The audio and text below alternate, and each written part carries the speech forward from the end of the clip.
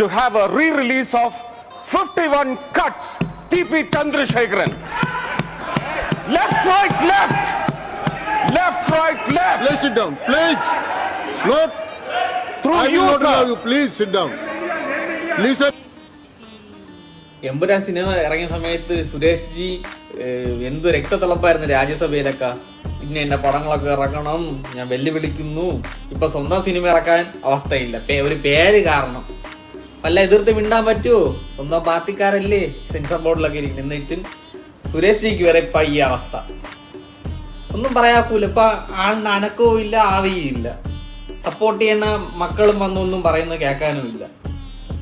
ഇതൊക്കെയാണ് നാടിന്റെ അവസ്ഥ. ഒരു പേരിടണമെങ്കിൽ പോലും ഇവിടുത്തെ നേതാക്കന്മാരെയും ഇപ്പൊ ഭരിക്കുന്ന പാർട്ടിയിലേക്ക് അനുമതിയും അധികാരമൊക്കെ സെൻസർഷിപ്പ് കഴിഞ്ഞിട്ട് വേണം ഇടാൻ.